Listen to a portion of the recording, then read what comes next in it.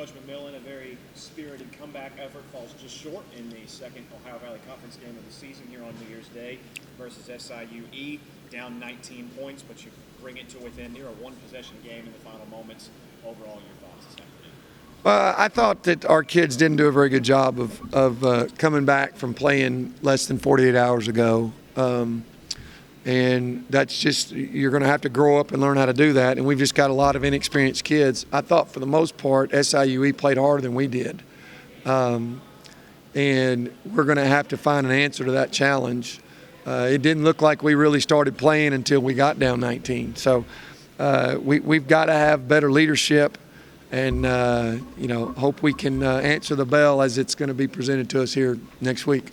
SIUE hit you pretty hard with the press throughout a majority of the first half, and while you did have 24 turnovers for the afternoon, you caused 21 on the other side, and it seems that your own defense was just as aggressive, especially in the second half as you were trying to make up lost ground. Yeah, that was a sloppy game from that standpoint, and I didn't think either team handled stuff very well. We just I'll have to watch and see what the issue was with us with the press. But what was so crazy is that the points off turnovers end up being even. Again, I think most of it's just got to do with toughness, and I didn't see it from our kids. You look at 40 points in the paint this afternoon from your own squad. That kind of balanced out, only 1 of 13 from beyond the arc. And what's interesting when you look at the box score is the majority of those points came from your attacking guards: Pipkin, Grant, Littleford, etc. Assess those three this afternoon, scoring 16, 14, 13. Yeah, those three, gave us everything they got. We just didn't have any help from anywhere else. And you can't win with 3 players. Their 3 players had less than our 3, but then they get 7, 5, 6, 6, and that's going to be the difference in a game. If we don't get some help from some kids that don't play or hadn't played as much as they are used to, then you're going to see the same stuff happening. And I don't know. A lot of work to do, but it's just a young bunch, and I don't know how they're responding. So everything to them's new, and we'll see how they respond to this one.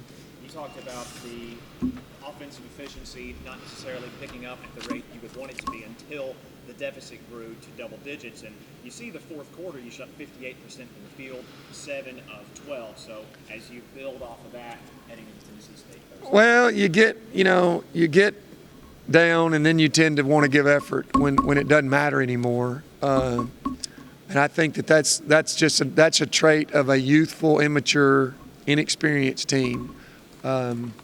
We'll play when we have to.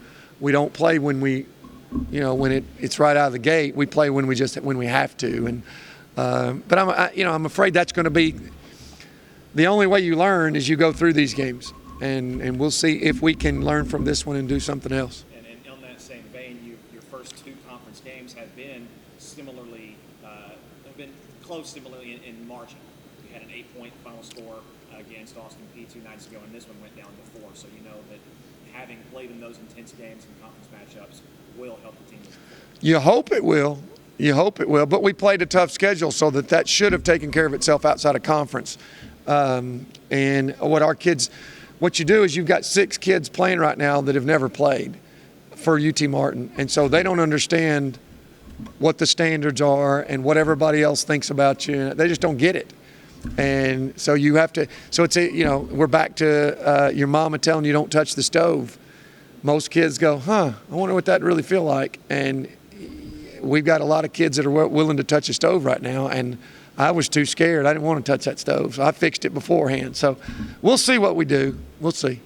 Well, as you head into Tennessee State this Thursday and then Belmont next Saturday back here in Martin, we talked about it a few times before, how we're inching hopefully closer to 100% with a healthy lineup. Obviously, still no Segan Robbins or Holly Forbes this afternoon, and also missing Haley Harrison today. So I know it's hard to sort of answer this question as we look into practice for the next few days, but speaking specifically about Tennessee State as far as lineups, what could we potentially see? I think we will have Haley back. She has the flu and was out for the last 2 games. Sagan is going to the doctor this week. I kind of think she's probably going to be another week before he's going to let her go. And even if he does, it's going to be a few minutes for a week or so. And then Holly is kind of as she can handle the pain, so there's nothing she can do. So I don't know that we'll be healthy the rest of the year, but we should be starting to get some of these kids back. Coach Kevin McMillan, Thank you.